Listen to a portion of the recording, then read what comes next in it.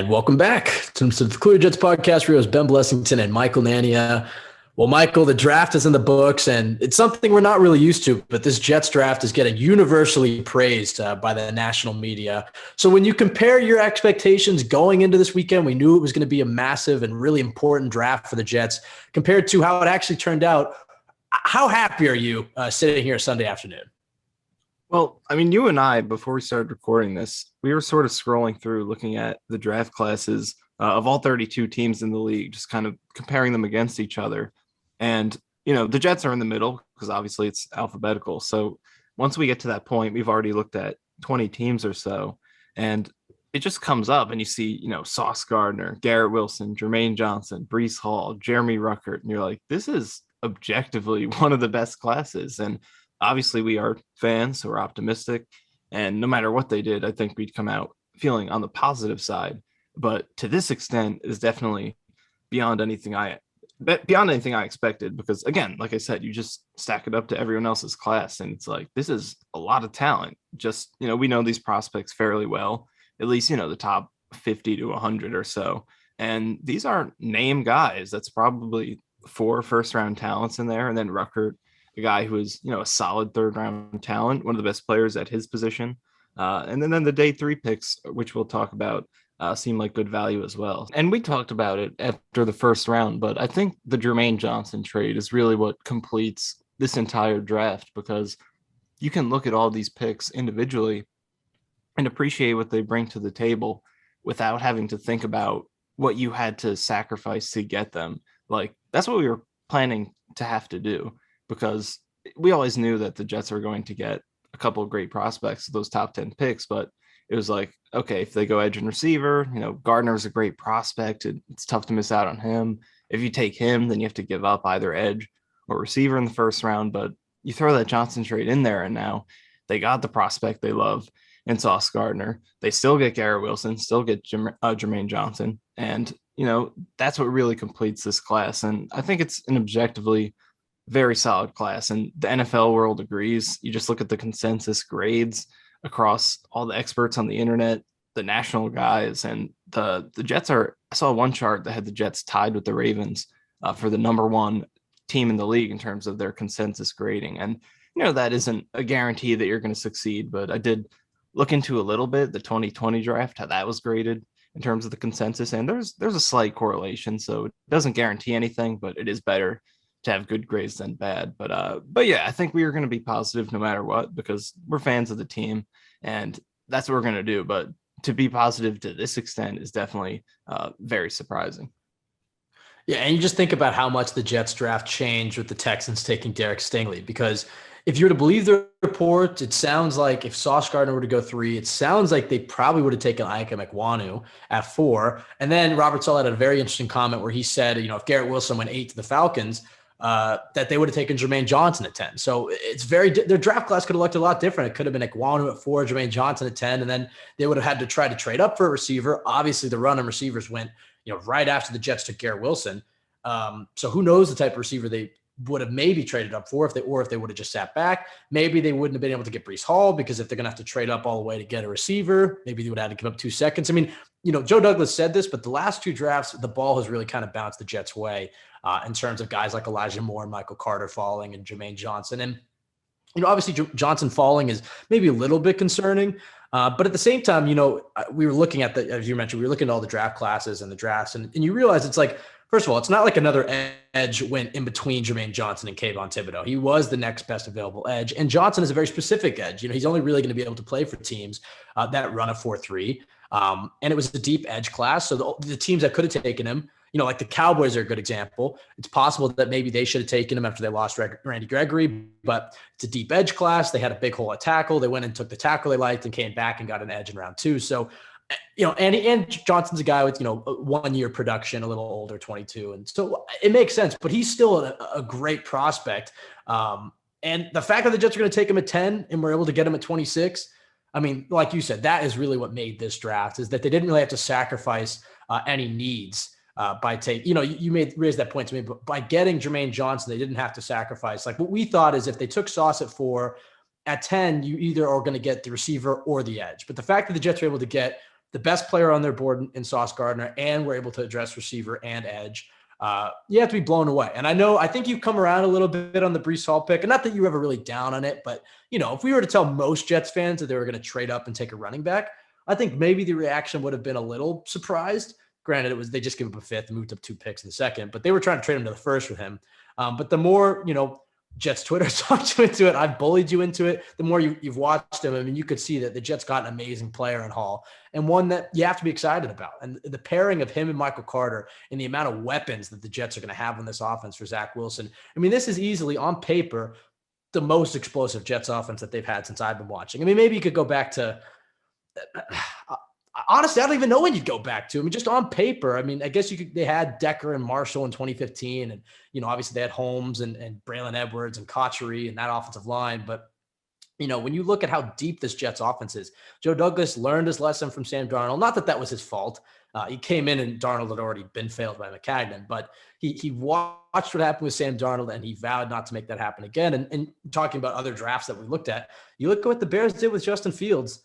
I mean, that was very Maccagnan-esque, and who knows, maybe it will work out for him. I like Velus Jones, but he's a little older. But you just go look at the Bears draft class, and again, they had to sacrifice some capital and go and get Fields. And look at what the Jets have done for Zach Wilson the last 2 drafts, and what Wilson will be walking into.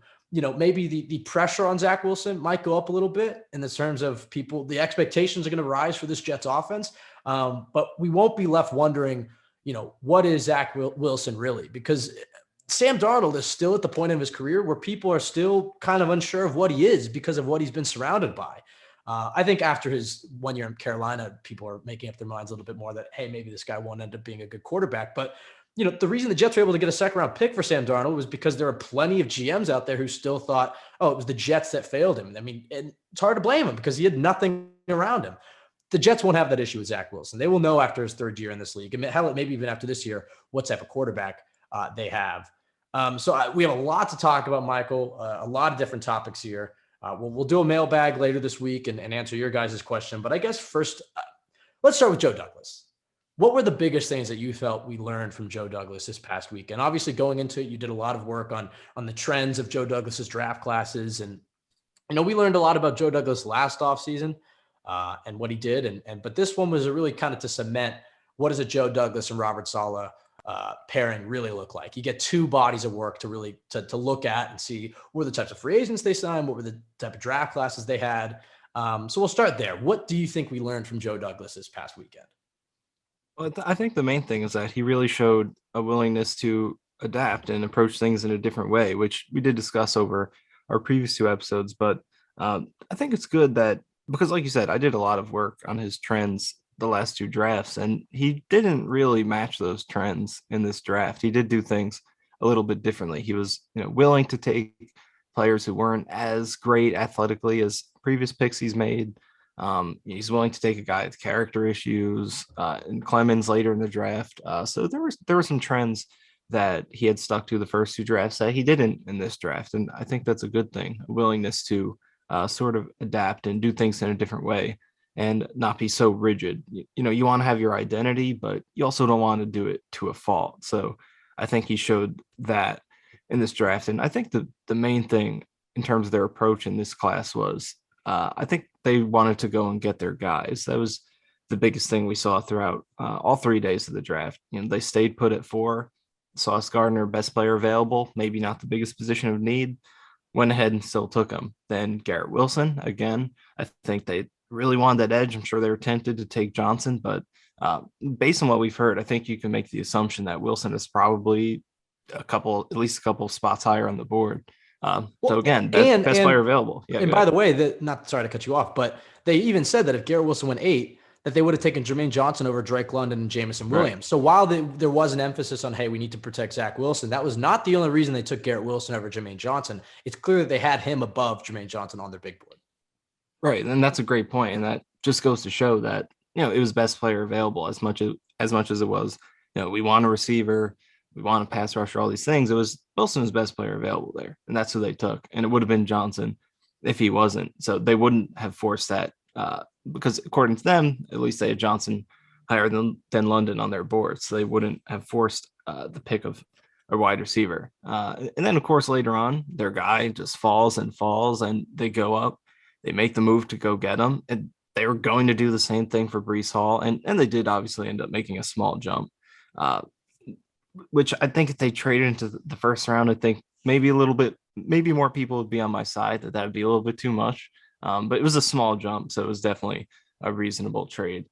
Then again, running back, not the hugest need, but you love the player, take him. Tight end with Jeremy Ruckert, not the hugest need, go ahead and take him. So I really liked the best player available approach in this draft. And then again, day three, tackle obviously was a need with Max Mitchell, but then edge with Clemens, probably the least position of need in terms of in terms of the entire roster. But still, it seemed like he was their best player available. So I really liked that they sort of stuck with that approach of best player available. And also on the third day, they didn't have a pick in rounds 5, 6, or 7. So it was very easy to project that, maybe they trade down, try to get some more picks throughout the day. But they didn't. They decided to stay there. These are players we love at these spots. This isn't the most amazing class anyway, so maybe we don't need to stockpile a bunch of picks in a class that isn't that great. So let's just stay here and take our favorite guys and stick with these highest value picks instead of they decided to go with fewer higher value picks instead of more lower value picks on the third day, which is different than what we've seen from Douglas in the previous two drafts when in both years he made at least one trade down. So it was a change of pace for Douglas in a lot of ways, and I like the malleability he showed to be willing to try and build the team in different ways in terms of whatever fits the best way to construct the roster at the moment. Yeah, they clearly went quantity over quality in this class, and it's not really like they or quality over quantity, excuse me. And it's not like they even sacrificed quantity because they still ended up making 7 picks. Right. I mean, that's the benefit of they had so many picks. They traded up and they went for the quality players that they really love. The thing I do like, they mentioned that they called every single team from 15 to 26 trying to trade up for Jermaine Johnson. Clearly, that's a guy they love. But I also like that Joe Douglas, and this is a theme we've seen about him, is he didn't get reckless. He had his line in the sand because, a lot of those teams did end up trading out.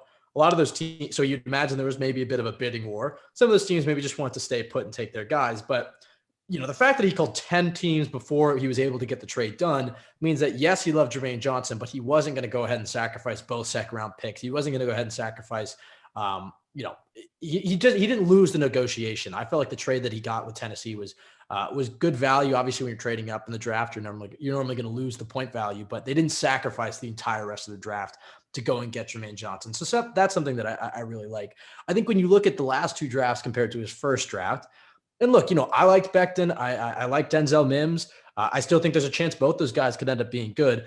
I think the biggest difference is obviously Saleh and his coaching staff, because I think we've seen that Joe Douglas loves to work collaboratively with his coaching staff, and the fact that the Jets coaching staff has such defined roles for their players, and I'm more confident in Robert Saleh's ability to sit in and that meeting with the scouts in the front office and identify these are the defensive ends that we really feel like fits our scheme, or they're able to even verbalize to the scouts, this is what we're looking for in a player, then I would be an Adam Gase trying to do the same for receivers or something like that. I think the coaching staff has really been a big part of, and the collaboration between them has really been a big part of the last two drafts. And look, like you would hope that the Jets would walk away from the last two drafts with premium talent, given the amount of picks that they had. But there are a lot of teams that have had the same amount of picks or same high capital that just can't get out of the cellar. You look at like the Jaguars and other teams like that. But I think the Jets have done a really good job at taking the players they love that fit their scheme. And they've also done a good job of prioritizing character. I mean, I think you've really seen that the last two drafts, and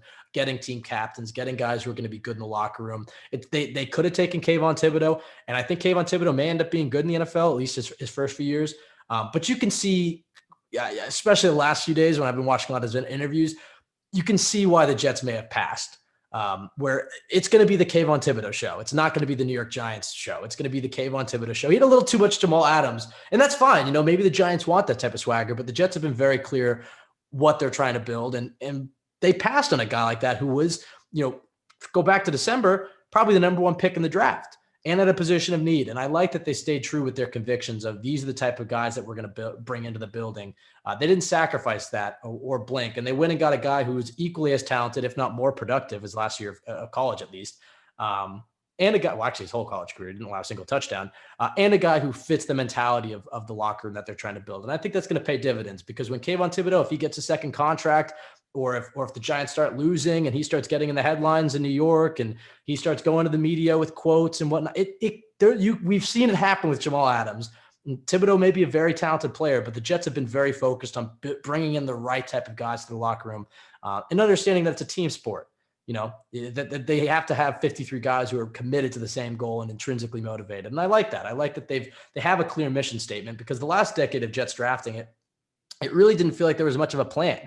It was hard to see the vision for what they were trying to build, for what their offense and defense was going to look like. I guess you kind of got it under Rex. You knew that they wanted to have strong corners, play man-to-man, and send the house. But especially in offense, you didn't really know what the Jets were trying to run. That's changed. I feel like the coaching staff having a very clear vision and Joe Douglas having a very clear plan, starting in 2020. And, I had the tweet that came out yesterday that was essentially like, there was a tweet there. Somebody said, the Jets single-handedly changed the fortune of their franchise over the last 48 hours. That's great stuff to read, but that's not true. This draft was the culmination of 3 years of work Joe Douglas has put in. And look, this has to translate to wins. Obviously, the Jets have been offseason champions before. And look, this is the time to praise Joe Douglas. When the football season comes around and the Jets start losing, we can start criticizing this coaching staff and this front office a little bit more. But right now, this is the culmination of all the work that he's put in since 2020 and tearing this team down and trading Jamal Adams and Sam Darnold, getting great value for them, being wise with how they spent their free agent money. This is the culmination of that right here. And the Jets were prepared for this moment. And this was not luck. This draft class was not luck. I don't know. I'm blown away with the job Joe Douglas has done the last two off seasons. And as I said, look, he has a terrible record. And I think you even said this to me. It's like, based off his record, we should hate this guy. But it really feels like when you just go and analyze his decision-making, especially the last 2 years, but even going back to 2020, when you look at it through the lens of he's tearing down Max Mess, he's just had a lot of really sound, fundamental football decisions that you have to like. No, I agree. It's definitely an odd disparity to where, you look at his body of work, the decision-making process, the drafting, and it feels like the Jets should have more wins than they do. And then you look at the record and reflected back on Douglas, and it feels like we shouldn't be as high on him as we are. But most Jets fans still feel really good about Douglas, because just independent of the record, his process and everything has been really solid. And it feels like that the record's going to catch up to it at some point. And again, like I said at the beginning, we are on the optimistic side of things, but still, it's like last year's draft was one of the most productive in the league. Both of the first two drafts are among the highest graded in the league among national analysts. And then injuries obviously have taken a lot away from the production. And I really think that when you look at the stage that they are in the rebuild, it feels like maybe last year should have been that 6 to 7 win stage. And then, injuries just were the difference. Lost Carl Lawson, Vinny Curry, Mekhi Becton, Marcus May, CJ Mosley missed games. Yeah, having Davis missed games. Yeah, and having a rookie quarterback certainly didn't help. Right, and having the rookie quarterback. But in terms of the overall roster construction, last year really could have been that 6 to 7 win stage where it's like, okay, then you take the next step. This is the 8 to 9 win year. So I think there is an outside chance that this could be that, and that maybe this isn't the 6 to 7 win year. And I know the AFC is really tough, but the Jets also do get to play the NFC North, which doesn't look too difficult, and a last place NFC game and a last place AFC game. So I do think that this roster might be a little bit further along than we might realize, just because of the process that Douglas has had. And there's something you said that I think is a great point, that this draft wasn't entirely luck. And I really think that's true, because obviously Johnson falling is, luck to an extent in the sense that you didn't expect it. But the reason they were able to make that move is because of how they armed themselves with these picks. Obviously they didn't actually trade the Sam Darnold pick to get Johnson, but I'm sure they're not making that trade if they don't have that pick. They can make that trade because they have the comfort to say, okay, we can move up, use this second rounder, and we'll still have another second rounder. So making that trade and then making the Jamal Adams trade, all these things set them up for this moment to where they could make these aggressive deals and, make 7 picks and have 4 of them be in the top 40, 3 of them in the first round, and all of them in the early 4th round or earlier.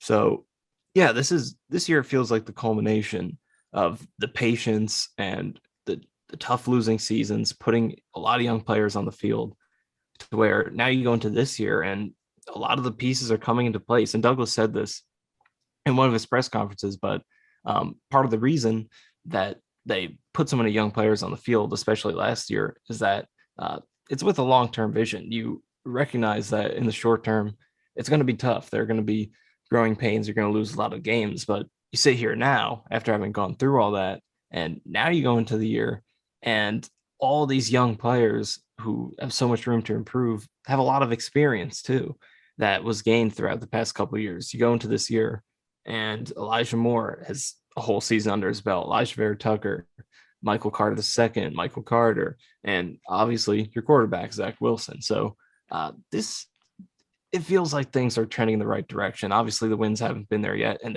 they've got to be at some point, because you can only, make, justify it based on the process for so long without the results also being there.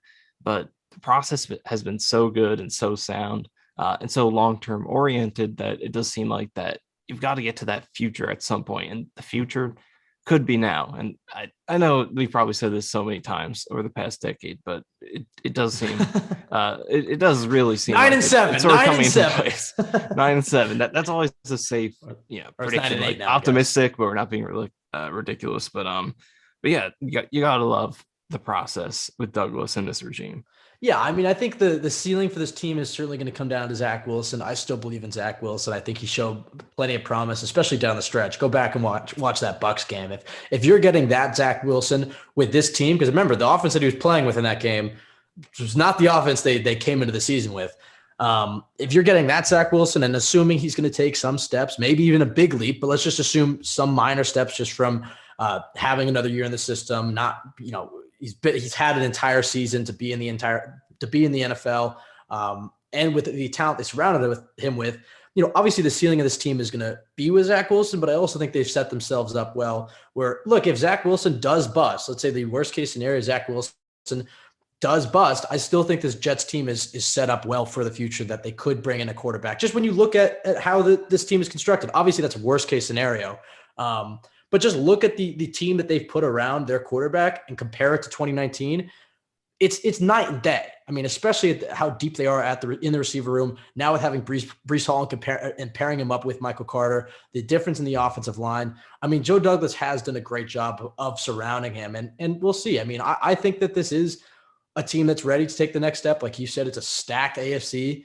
It's going to be hard to make the playoffs, but for me, the line is 7 wins. If they can hit 7 wins, hopefully they can hit the 8, 9, maybe even 10 wins. I mean, that's a bit of a stretch, but if they get 7 wins or above, I think I'm happy. If they fall short of 7 wins again, I think you're underwhelmed, and that probably does come to the quarterback. And I think Zach Wilson will obviously get another year. I think you give a quarterback 3 years to develop. But it's promising what they've done this offseason. You knew they had a huge opportunity here, and I think the Jets really capitalized more so than we expected. We knew this was a big draft for the Jets and that they could really improve their team. And I think they met our expectations and topped them. So you have to be feeling good with how the Jets are operating. And also, it's hard not to watch Robert Saleh call these draftees and get excited about how he communicates to these players. I mean, he just is the type of coach that you'd want to play for if you were a player. You go watch other coaches talk in their press conferences, and it's not to say that that's the end all be all. I mean, Bill Belichick seems like the last guy you'd want to play for, and he's won like 6 Super Bowls, or 7 Super Bowls, or whatever it is now. So it's not the end all be all, but you watch Robert Saleh communicate with these players. It's just night and day compared to Adam Gase. It's just so different. So it's hard not to feel optimistic. I mean, this is a fun time to be a Jets fan, even though the losing has really sucked. But this offseason in particular, and the season that they're gearing up for, I mean, it's a really fun time. And if they really do hit, Michael, I'm going to be glad that we've had these podcasts the last 3 years. I think we're almost at 3 years now. We started like right after Joe Douglas. All these all these podcasts through this entire rebuild, just so that if one day they are good. I mean, my goal is that I can wear a Jets jersey in public and be accused of being a bandwagon. That's the stage I want to hit for the Jets. And then I can just point to these podcasts. I mean, we had the Adam Gase film review. You had 100 reasons to believe in Sam Darnold. Yes. Come a long way. Yeah. And I think that's a great goal. I mean, like, to be able to be like, being a Jets fan right now, it's always the same exact association. Is like, oh, like, I feel sorry for you. That's always what I get. So I kind of want to move past that to where, like, people are kind of like being like the Warriors, like, just they're random Warriors fans. Like, what the Bills like have had the last few. What they have right now is like that's the dream, like being set, like the amount of love that they get from everyone this offseason. They didn't even get to the AFC Championship last year, and every single person who's not a Bills fan just looks at them as a Super Bowl lock. They're just that set in with their culture and talent. So that level of sustainability is that's the goal. I think that's exactly where you want to get. All right, let's take off the rose-colored or the green-colored, Gotham green-colored glasses here. And let's look at, now that the entire offseason is mostly complete. I mean, I imagine like the Jets signed Morgan Moses last year in like May. So I imagine they might sign a veteran if he gets cut. You have to think about, well, we're going to talk about it in a second, but you have to think about maybe a swing tackle or defensive tackle line, whatever it is.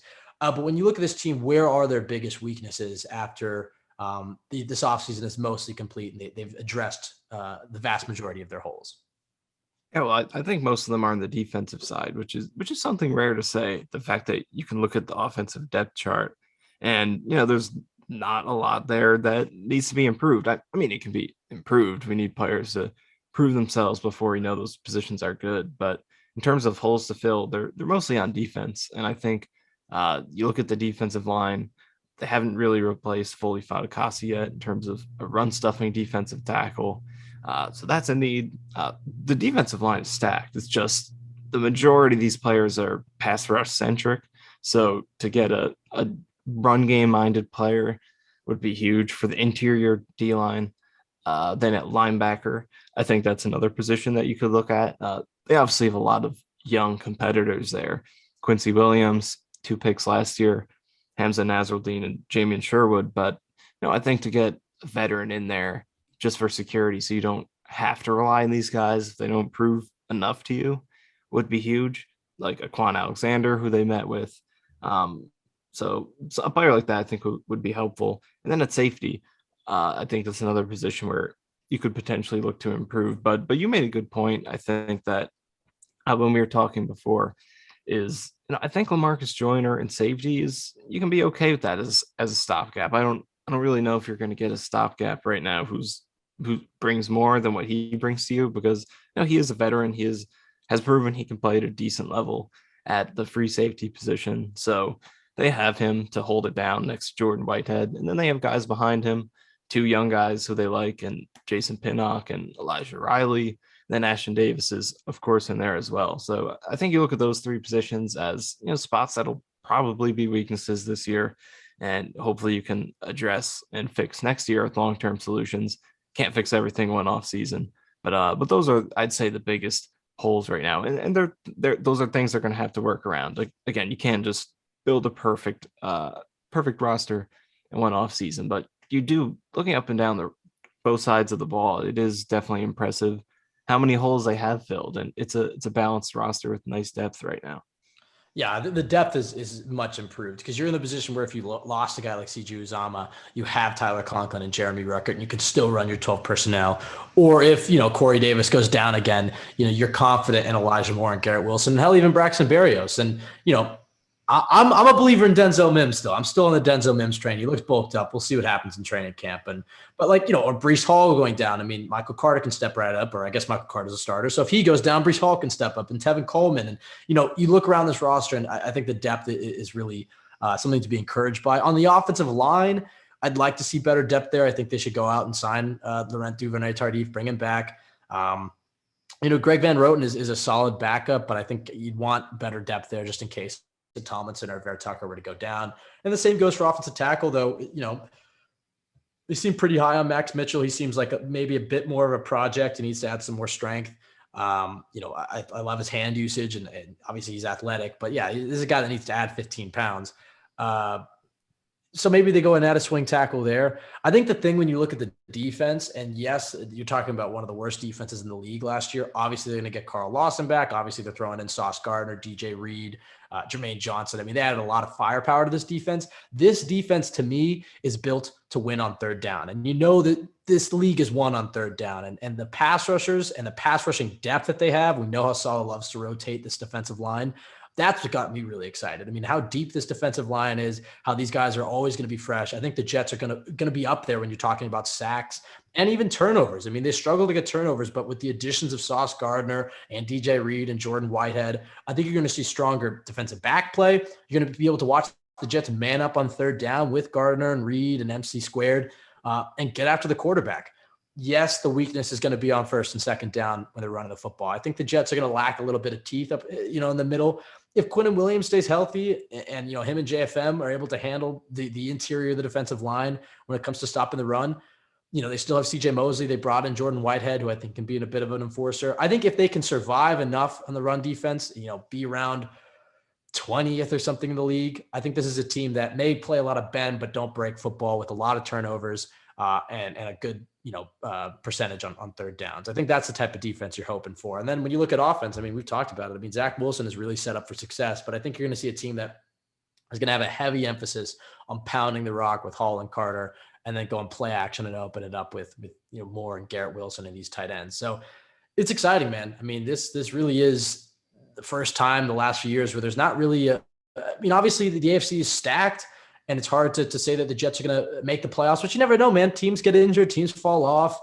The Jets can surprise, man. And I think this is a team that does really have that 7-win floor in my eyes. I mean, if things really hit the fan, if injuries happen and Zach Wilson really shits the bed, then yeah, maybe they fall back and are picking in the top 10 again. But I think this is a team that can win 7, can win 8, hell, can win 9, 10 games. I mean, that's 10 games is maybe a bit of a stretch. And look, it's May 1st. A lot of things will happen between now. But when you look at this team on paper, this is the most talented this Jets team has looked in a long time.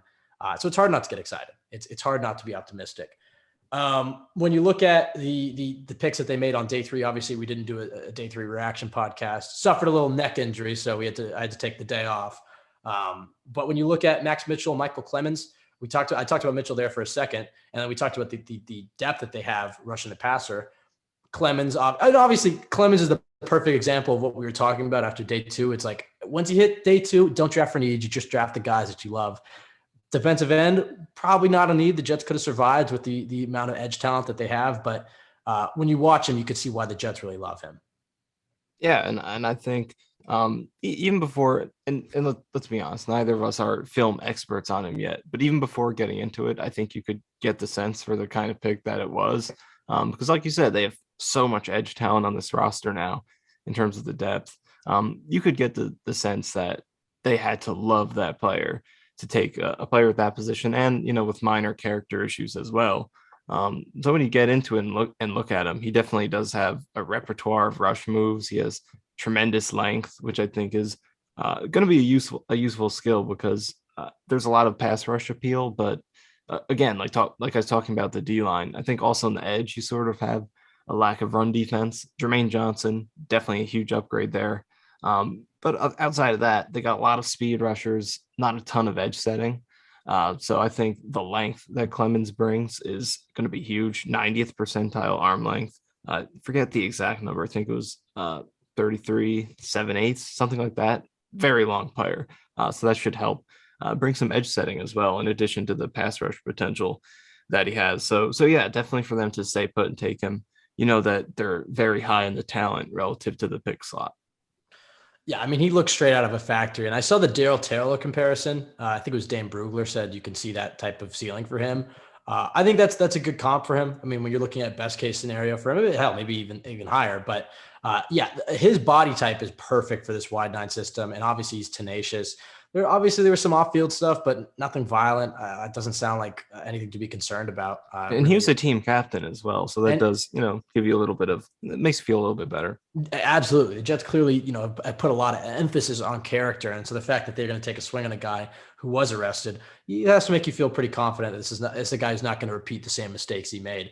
So yeah, I like Clemens, and he's in a position where he has time to develop behind these pass rushers, learn, refine some of his moves. I think he has a good cross chop and he has a good spin move. But yeah, Yep. he needs to add a little bit more to his repertoire. But who better to learn from than Carl Lawson? I mean, they have a very deep edge group.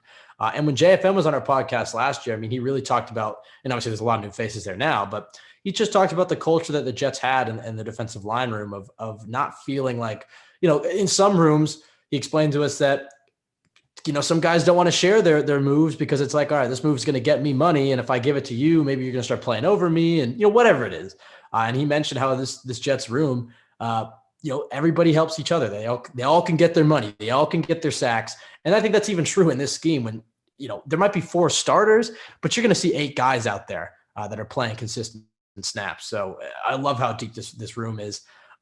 When you see, I guess we could go back to Sauce Gardner. We talked a little bit about Clemens. And you didn't talk too much about Mitchell. So do you have any thoughts on the pick of Mitchell? Obviously, the Jets needed a swing tackle. He might not be the most NFL ready guy, but I think in the 2 games that we watched or whatever it was, I mean, you have to be a little encouraged by some of the stuff that you saw. And clearly the Jets loved him. And they had Chris Nolan, the area scout, give him a call. So now if Max Mitchell busts, we all know who to blame.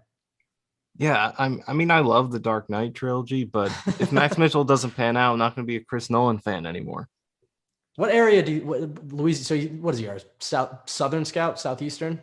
Yeah, I guess I would assume so. But we shouldn't be too hard on Chris Nolan because who knows what other good picks he's contributed to? Because now he's going to be, maybe he scouted Elijah Moore at Ole Miss. So That's true. I wouldn't be too hard on Chris Nolan for a 4th round pick tackle. But yeah, going into round 4, it definitely was one of the top needs I thought they would target. There were a couple other guys we talked about who they didn't get, but they did go with Mitchell, who we weren't talking much about. But yeah, I think with a player like this is because his production was great. I think he was the number 1 graded tackle in all of college football PFF last year, which is great. But obviously, when you're doing it at Louisiana, it doesn't mean quite as much because I think, O-line is one of the positions where physical dominance against weaker competition can really be an advantage more so than other positions. So obviously that doesn't mean he's going to go be the number 1 grade tackle in the NFL, but it does show that he was dominant against a weaker competition. So you hope that can translate into being solid against much higher level competition. So yeah, it seems like you mentioned to me when we were watching his film that he's good hand placement, solid mobility. There's stuff to work with. He was very good against the competition that he faced. So we'll see how they can work with it. And I think ideally for this year, you just want a respectable swing tackle. But hopefully, next year, like we were talking about with the conundrum of do you take a tackle at number 4, there could potentially be an opening at one of the tackle spots next year, whether it's Fant moving on, whether it's Becton, if that doesn't pan out, could have an opening next year. So if this guy can develop into a guy, someone who can be just inserted into that starting spot, an in-house solution for cheap, that would be a huge plus. And obviously, as a 4th round pick, that would be a slam dunk if he could be that. So that's the best case scenario. But at the least, hopefully, you're getting a reliable backup tackle who could play both spots. Yeah, man, I really can't wait to see Becton back on the field, man, because people really forget how dominant he was at times during his rookie season. People are forgetting the Baldy breakdowns that we got every week during his rookie year. I mean, just those injuries that obviously he missed some time throughout his rookie year, and then obviously he missed all of last year, didn't have a great training camp. The coaches are kind of calling him out, but if we get him out there and he's putting up some of the pancakes and the dominance that we saw at times in his rookie year, that's going to be huge for this offensive line, pairing him next to Elijah Vera Tucker, which we got to see that for like 3 quarters last year. Man, I'm just so excited about the ceiling for this team. And Michael, speaking of ceilings, and I think I don't want to do a direct ceiling or player comparison or grades for these picks because it's so hard to grade them right now. And every player is different. So these comparisons are kind of dumb. But when we go through some of the draft classes, I mean, maybe some of the traits that you see that do remind you of other NFL players or just some of the traits that stick out to you from these guys. Maybe you don't even have a guy in mind, but let's start with Sauce Gardner. When you see him, what are some of the biggest things that stand out? And then are there some traits that you see in other NFL players? I mean, what type of game is he going to bring to the New York Jets? Obviously, not every fan has sat down and watched the amount of Sauce Gardner film that you have. Yeah, I really think that, and like you said, making player comparisons is always an odd thing to do because I feel like every player's ceiling is as high as it can get. Like nobody thought Tom Brady would be Tom Brady. Obviously, that's extreme, but no one thought Tyreek Hill would be Tyreek Hill. George Kittle would be George Kittle. So I think everyone's ceiling is limitless technically. So it's more so like who do they remind you of in terms of their likely outcome, like their, let's say, 80th percentile outcome, the Right. good side, you know? So I think with Sauce Gardner, a lot of people have brought up, Darrell Revis, Deion Sanders, yeah, he kind of reminds me of Darrell Revis mixed with Deion Sanders, just a little bit of everything in there. Night Train But a lot of, Lane. yeah, that's another good one. But I think a lot of people have brought up Antonio Cromartie for him, and I think there are aspects to that physically for sure. But the thing that I think sets Gardner apart versus Crow is that I think Cromartie was a big time playmaker for sure, but he wasn't necessarily the most dominant coverage corner. Like he would give back a little bit for the plays he was making. Sort of like Marcus Peters is a more recent example of that kind of player. And I don't think Gardner is that because I think he's going to make his plays and he's going to shut you down too. That's the ability that he showed in college. So it's really tough to think of because I think this is the one player in this class where you can make an absurd comparison, like a superstar player. So I think you could throw Jalen Ramsey out there in terms of Oh, another guy who has size and all those physical attributes, but good athleticism to go with it. Can hit hard as a tackler and also has fluid coverage skills to go with all those tools. So I think you could throw him out there and put Gardner up against maybe the best corner in the league right now and one of the best corner prospects in recent memory. So uh, I do think it's okay with Gardner to shoot high and compare him to, so not quite Revis because I know he'll come up. I wouldn't quite go there, but I do think it's okay to compare him to some of these top corners because this is the fourth overall pick. I think it's fair to think that he can be that.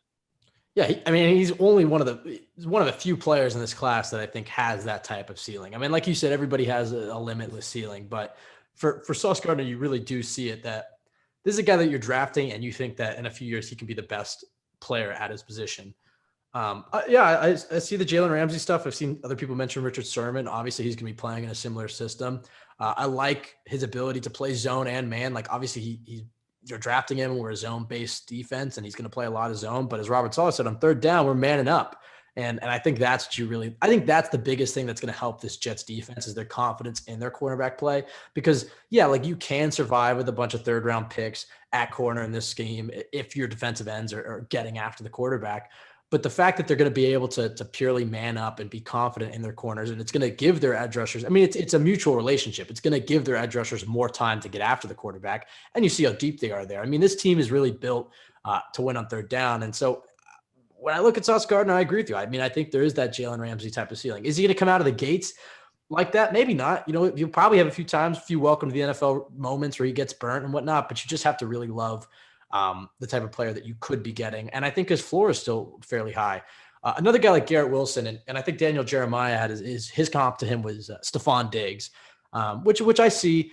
But when I talk about specific traits, and look, maybe you can make this player comparison, but I think the thing that helps me is I try to find traits in these players and then who else has those traits in the NFL. The thing that really stood out to me about Garrett Wilson, especially when I went and rewatched him after the Jets drafted him, was that ability, that body control in air, that ability to just jump. And it seems like he's just hanging in the air for 3-4 seconds. You see guys like Tyreek Hill have that same type of ability.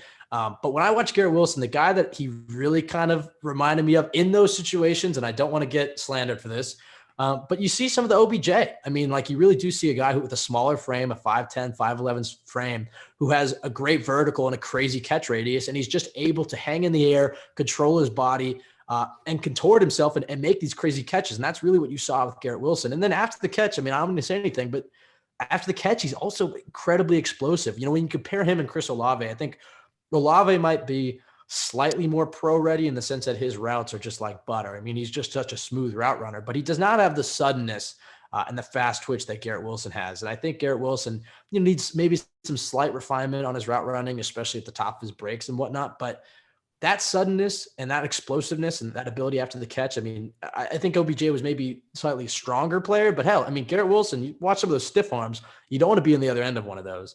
But Garrett Wilson's ability to hang in the air and display that crazy catch radius, despite not being a 6'5" wide receiver, that's special. I mean, that's an elite trait in my eyes. And I think that's what separates him. And that's the ability that might be able to separate him into that type of wide receiver. I'm not making the OBJ comparison. I won't even make the Stephon Diggs comparison, but that trait alone, only a few type of receivers have that. No, I agree with you. I think there's definitely aspects of that to his game. And I think once again, like with these comparisons, we're not saying he's going to be that or that, he's going to be an OBJ type player in terms of how good he is. He could be, Good. but Yeah. we're not guaranteeing it. Like that's never what this is about. It's just about best case scenario. What kind of player can this guy be? And I do agree with that. I think because we talked a lot about getting Wilson a jump ball contested guy like his Dax Milne, like he had in college. And that doesn't always have to be a 6'5" type of guy. There are a lot of guys who are a little bit shorter who can make the same type of plays because they just have the timing and the vertical and the ability to make those plays. And Garrett Wilson does have that. And I think, like you see on, like with his film, his vertical in terms of numbers isn't actually that great. I think it's a little bit above average for a receiver, but on tape, it looks a lot better because I think he's so good at just hanging in the air and making multiple moves in the air in terms of like get up, then contour to the ball. He really maximizes his air time. I think there was one play he made. We were watching before this, but it was a deep ball down the left sideline into the end zone, and he got in the air and basically, and it wasn't called, so it's not a penalty if they don't call it. But he got into the air and he grab the defender's face mask to hold himself up in the air and then make the catch with the other hand. So it's stuff Penalty. like that. Let's go. It's stuff like that it's that subtlety at the catch point that allows him to make those acrobatic catches. So sure, he's only 6 feet, but he can go up and catch those balls where Wilson's just on the run. He says, "Screw it, I got a one-on-one. I trust Garrett to make this play."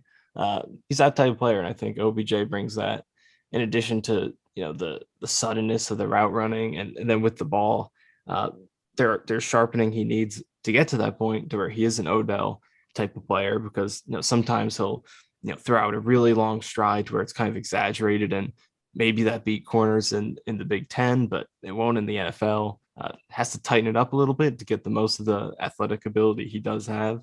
The potential to be that type of player, I think, is definitely there. Yeah, and when you look at San Francisco's offense with Debo and Ayuk as their two receivers, obviously the Jets have Corey Davis. Obviously they have Braxton Berrios. I think they may start the season when they're in 12 personnel, keeping Corey Davis out there with Elijah Moore. But there is a chance that Elijah Moore will probably play a lot more slot and 11 personnel. That's the other thing I like about Garrett Wilson is his ability to move all around the formation. He can play XZ or slot. I think Wilson is a slightly better blocker than Elijah Moore. And so you might see 12 personnel looks where it's Davis and Wilson out there with Elijah Moore off the field, even though Elijah Moore might be the Jets' best receiver. I think right now you probably would say he's the Jets' best receiver.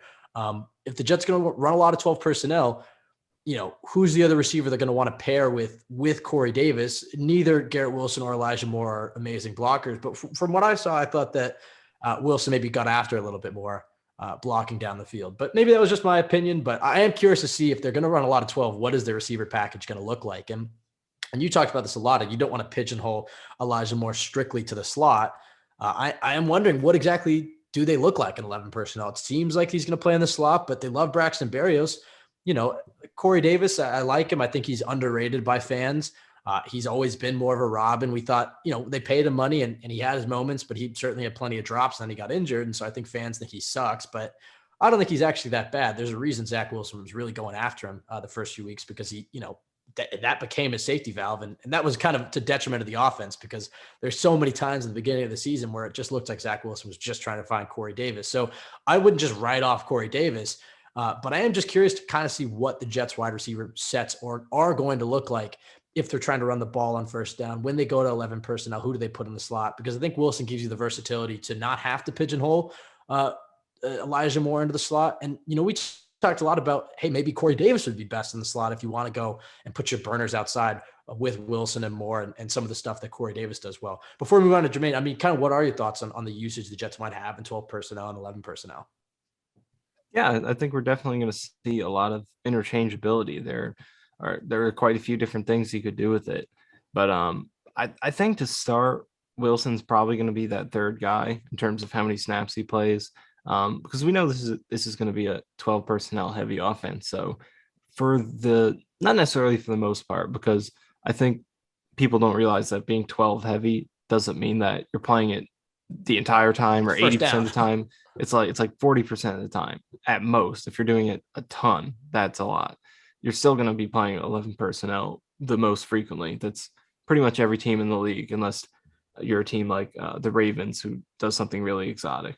Like they run a lot of 12 and 13 and stuff, but you're still playing a lot of 11. So I think for Wilson for now is going to be that third guy, and then you'll see mostly Elijah Moore and Corey Davis if it's two receivers out there. But it'll rotate. It doesn't always have to be the same receivers. It's I think with a lot of things in terms of lineup and rotation projections, people forget how much rotation there is, and that most people aren't playing all the snaps, and that there's a lot of uh, different packages that are thrown out there. So but for the most part, I think to start out, Wilson will be third and snaps behind Moore and Davis. But you bring up a good point that in terms of 12 personnel trying to run the ball, Wilson might be a better fit for that than Moore. But I think to start out, before Wilson kind of shows what he's capable of, he'll be that third guy, but he'll still play a lot. But I'm saying like Right. third receiver probably is playing 50% of the snaps, I think. And then your top two are probably playing 70, 80%. So I would say that would be the distribution to start. And then Barrios, of course.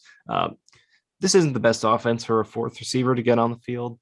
Um, but last year, it'll be interesting to see how they do this. But second half of the season last year, not only were they playing more 11 personnel, which is three wide receivers, one running back, one tight end, but they did a lot of 10 personnel too, which is one running back, no tight ends, four wide receivers. I don't think we'll see that much with the tight end investments, but that was successful for them in the second half of last year. So we could see it sprinkled in every now and then. But it will be tough for Barrios to get some touches, but I think he'll get out there, especially in some of those 12 personnel packages. Maybe he comes in at running back essentially sometimes. His Yeah. his usage will be interesting to see.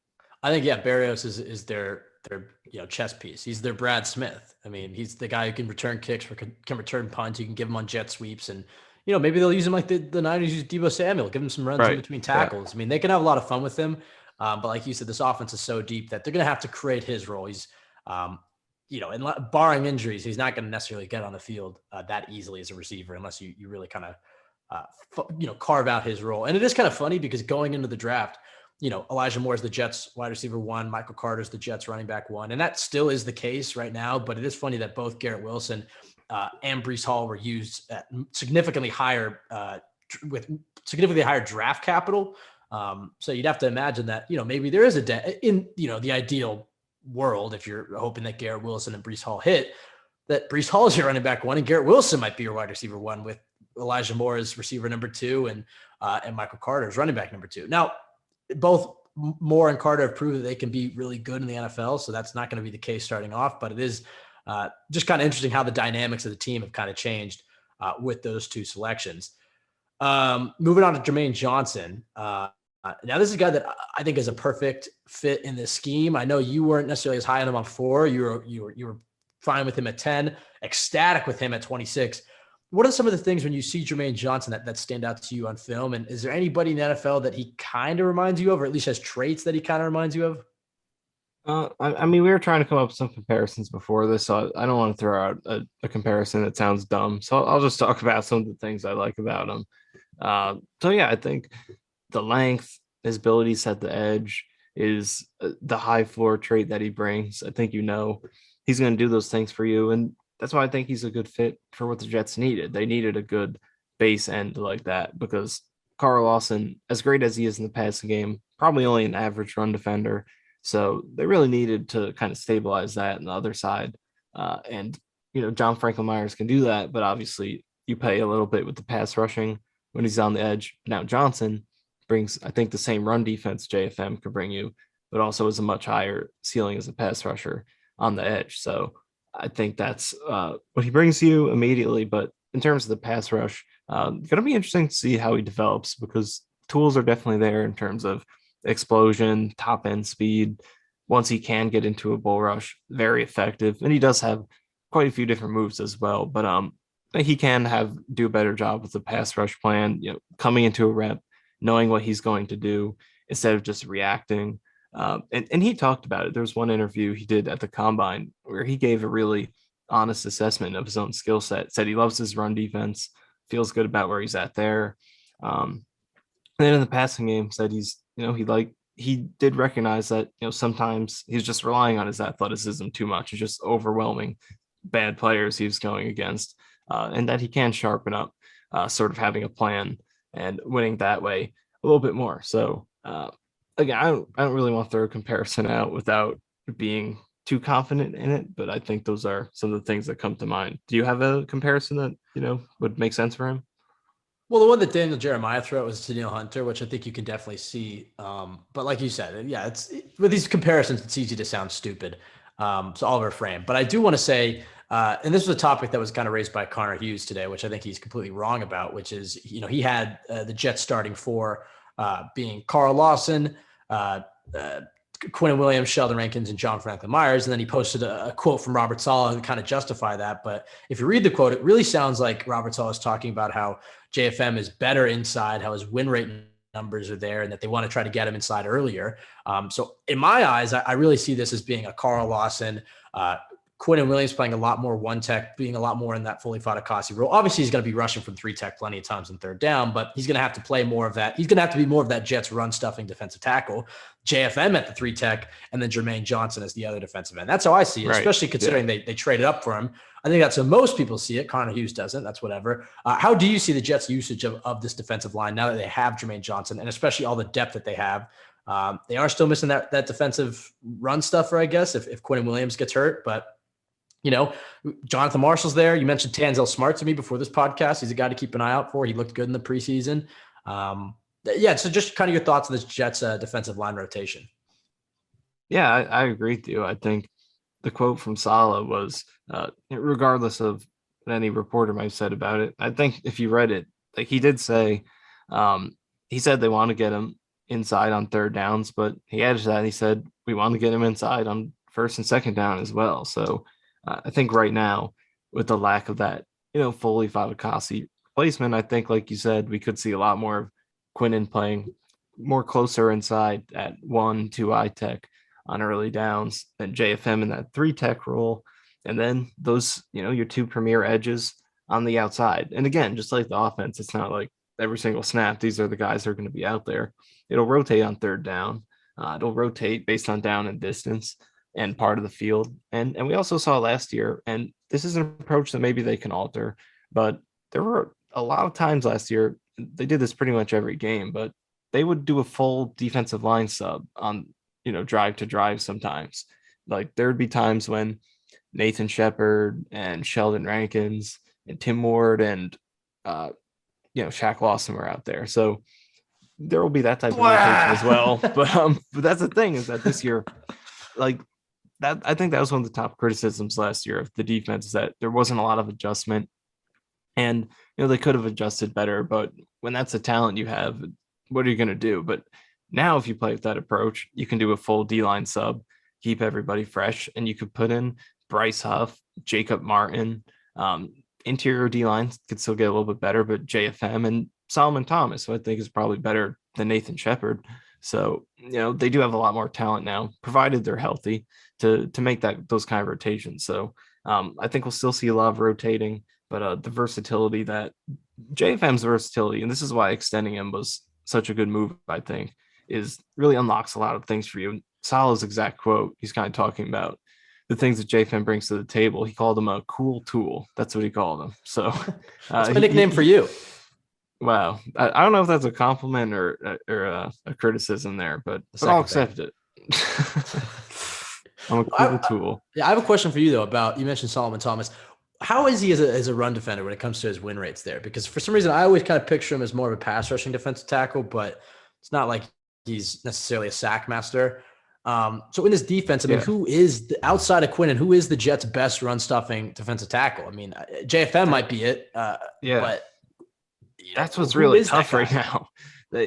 That is one of the holes. And again, it's not like you draft for need. We talked about it a million times, but it's a hole right now. Thomas as a D tackle, which is what he played for the Raiders primarily last year, or entirely, actually. Um, Not a good run defender at all as Oh, a great. defensive tackle. His pass rushing is actually pretty solid in terms of his ability to create pressures and stuff. Not a big sack guy, but he had 12 QB hits last year, which is a really nice number. And his pressures were good as well. So he can rush. He's going to come in and provide some juice there as an interior rusher, but not a good run defender. So probably only going to see him passing situations as a rotational guy. So still really lacking that. And we know that's just a poor man's version of what Sheldon Rankins does as well. Who's not a great run defender, good pass rusher. JFM, same thing. So they got a lot of Although these guys. JFM's run defense isn't as bad as those other two guys. I mean, I think on the edge, definitely very solid, but on the inside, it definitely takes a step back compared to the edge. Not terrible, definitely not terrible, but probably average at best, I would say, as an interior defender. But again, still better than those other guys. So that's why I think we still, barring any other additions, we'll see him inside for the most part. So yeah, that's a hole right now. But you mentioned Tanzel Smart had really good preseason last year, stopping the run. I think we should keep an eye on him. I'm not sure why he didn't make the roster because he had such good preseason film, but he's someone to keep an eye on. Maybe Jonathan Marshall takes that step this year with all that athleticism, makes him a good fit for the scheme. Uh, it wasn't his strength in college, stopping the run, holding the point of attack, things like that. But he can develop, it's always possible. But it's a hole. And that's why I think they should see what's out there, see if they can add a vet who could hold that down. I posted an article today. I mentioned Corey Peters from the Cardinals. He's up there in age, but he can still stop the run really well. Someone like that would be useful. But in terms of the D line usage, yeah, I think that there will still be plenty of rotation. JFM, I think, will mostly be inside, but you do want to take advantage of that run defense on the edge. So I think we'll see him out there as part of the base at times, but for the most part, I do think Jermaine Johnson is going to be among the top four and snaps for the D line over Rankins. I do think it'll be, those will be your top four D linemen: Lawson, Cube, JFM, and Johnson, and then there will be plenty of snaps to go around for the rotational pieces. Yeah, Johnson's run defense is going to have to be huge for this Jets defense Yeah, as a rookie. Because yeah, you mentioned Rankins has been so terrible against the run. That's like, yeah, moving JFM, getting league average run defense from inside, having Jermaine Johnson out there who's a pretty good run stuffer or edge setter in the run game. I think Quinnen's really going to have to carry this unit at that one tech or that 2I. He's going to have to earn his contract. And then I guess you have CJ Mosley and Jermaine or Jordan Whitehead. Sorry. CJ Mosley and Jordan Whitehead are really going to have to be the enforcers. But yeah, it seems like run defense is going to be the weakness on this defense. All right, let's just do two more and then we'll get out of here. But when you look at Breece Hall, this is the one where it can really get ridiculous because he does have such insane athletic numbers. And like you said, I mean, 5 years ago, you might have been a top 15, hell, even a top 10 pick because his numbers were so good athletically and on film at Iowa State. There have been some pretty crazy comparisons for him, but when you see, I guess, some of his traits, what do some of his traits remind you of other NFL running backs?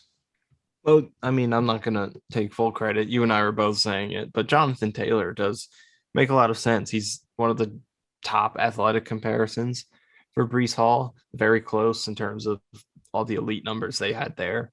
And when you watch him, you can see some of the patience and the ability to navigate first level traffic, quick cutting ability, just things like that. I definitely do see some of that in Jonathan Taylor's game. Also, ability to contribute in the passing game. I think Taylor showed a lot of that this season, and that's a big key for any star running back. I'd love to see guys who contribute in the passing game, and I think Taylor did that in his All-Pro season this past 2021, and Breece Hall has the potential to do that as well.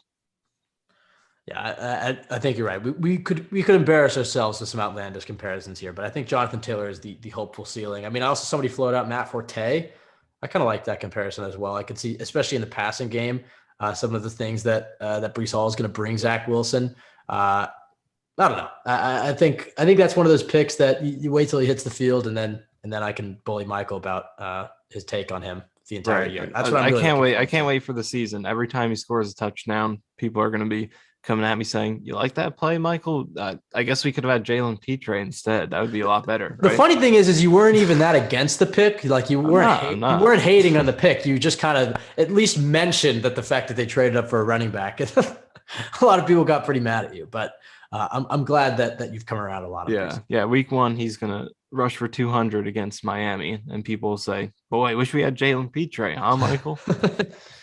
I'll Wish be we one had of those. Travis Jones. I'll be one of those people. Wish we had N'Kobe Dean while he's on the sideline working on his pick." All right, last guy, Jeremy Ruckert. Also, before we get into Rucker, let's just keep score where we're at right now. So the Jets this year drafted Jalen Ramsey, Odell Beckham Jr., who we say for Jermaine Johnson, Deion Hunter, and Jonathan Taylor. Pretty good class. Yeah. And Jeremy Ruckert, Rob Gronkowski, Travis Kelce, A little bit of George Kittle in there. Yeah. I see all three of those guys. Seriously though, when you watch Jeremy Ruckert, I mean, I actually really do buy into his film, and I understand that for some people he couldn't be tight end 1 because the production wasn't there. But I was really high on him. I didn't think the Jets would take him after signing Uzama and Conklin, but he's definitely a really good fit in this offense, and I love him as a blocker. I mean, Robert Saleh referred to him as a bulldog, but don't sleep on him as a receiver. I really do think. I mean, yeah, having Garrett Wilson and Chris Olave and Jackson Smith, I can't pronounce his last name. Yeah, I mean, that definitely, I'll be able to pronounce his name when the draft rolls around next year.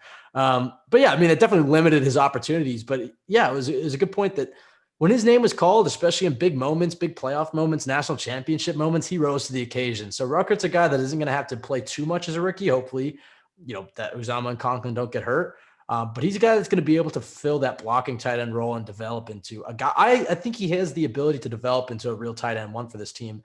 And who's not going to be cheering for him after seeing that video of him getting drafted and it's his entire family freaking out and his dad freaking out. I mean, that's just like the dream, having your son get drafted by the Jets.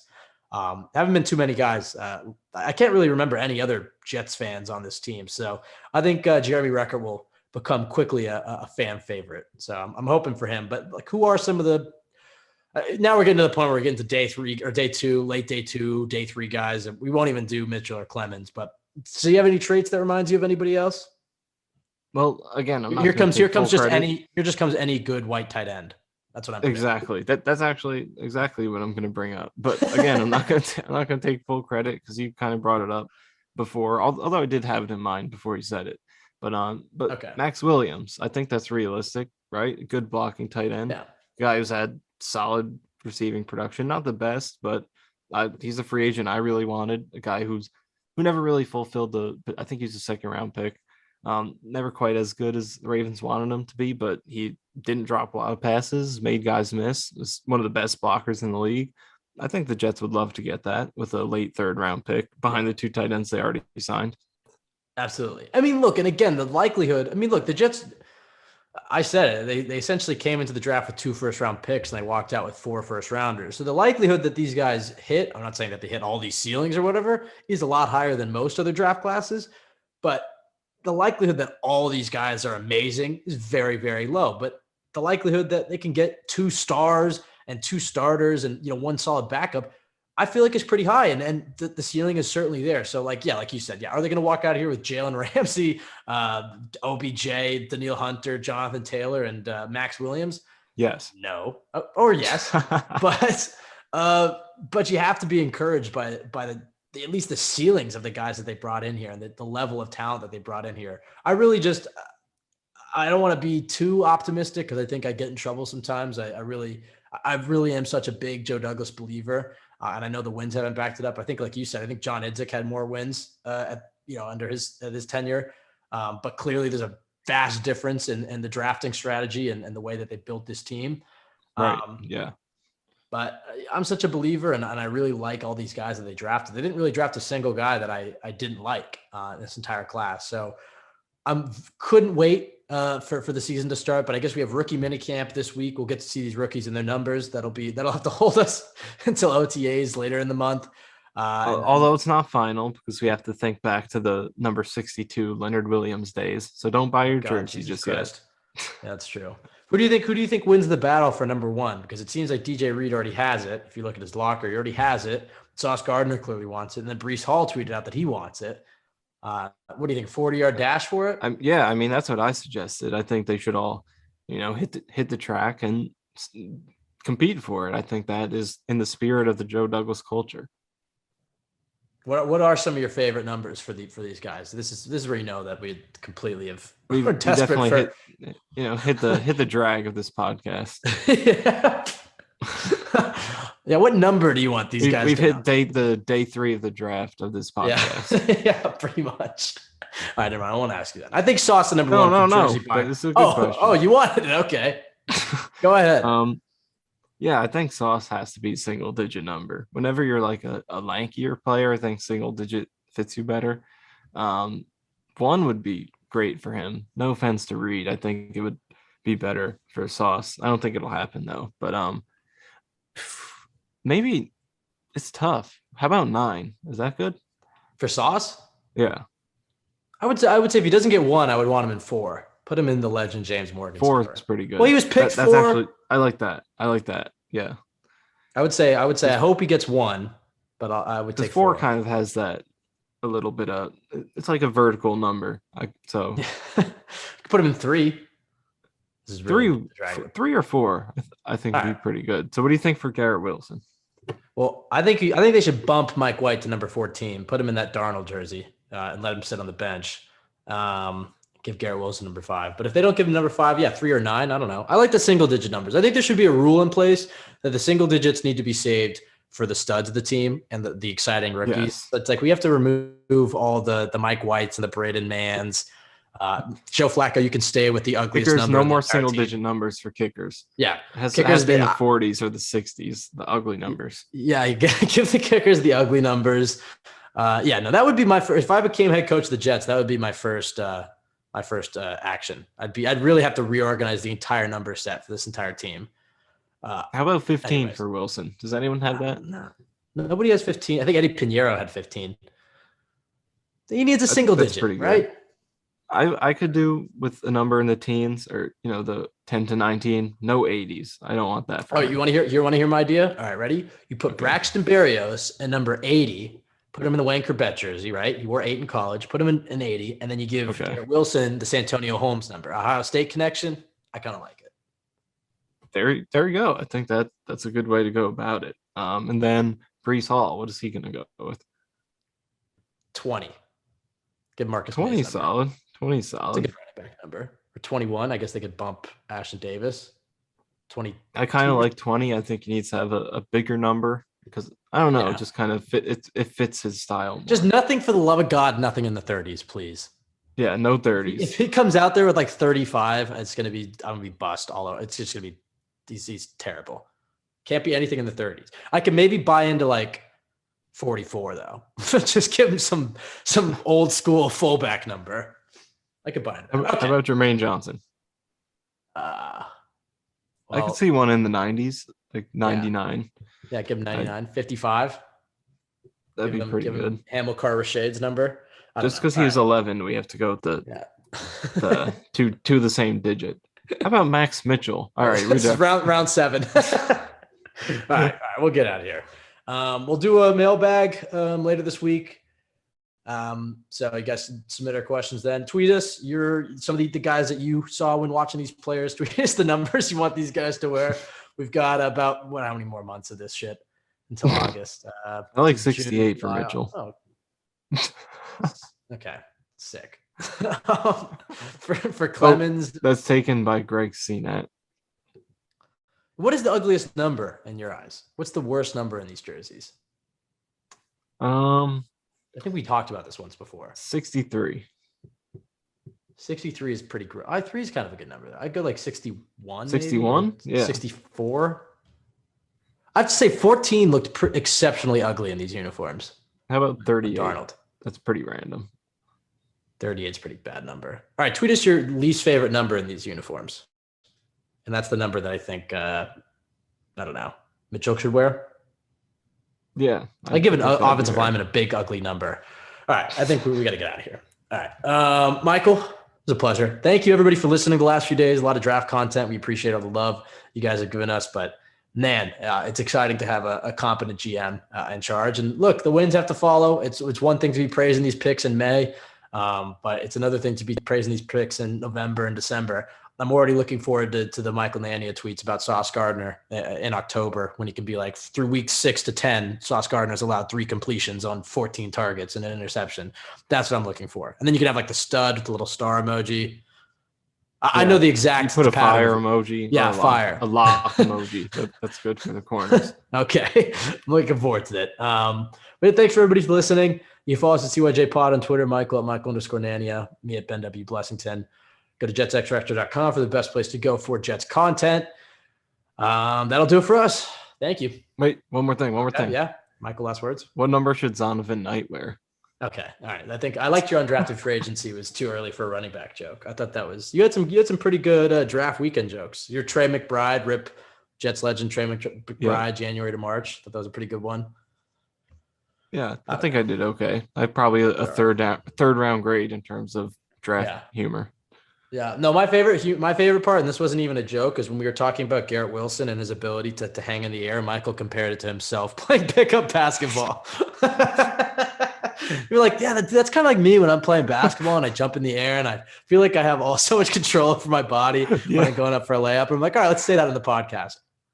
No, I mean, you got to watch me play. I think then you'll see the Garrett Wilson in my layup package. We gotta play one-on-one one of these days.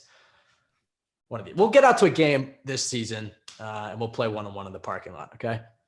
And we will stream it on Jets X Factor YouTube. Yes. And as soon as I go up for a layup, you're gonna be like, man, that's Garrett Wilson right there. Yeah, and I'm Sauce Gardner with my long arms. I'll block him. And I'll have my Chinese Garrett Wilson jersey on, which will be what number will it be? I don't know. We won't know, but it'll say like it'll be like New York, but the New York won't be spaced properly, and the font will be too big, and the stripes won't match, and the New York will be upside down. Yep. All right, we'll get out of here. Thanks for listening, everybody. We'll be back with the Mailbag podcast later this week.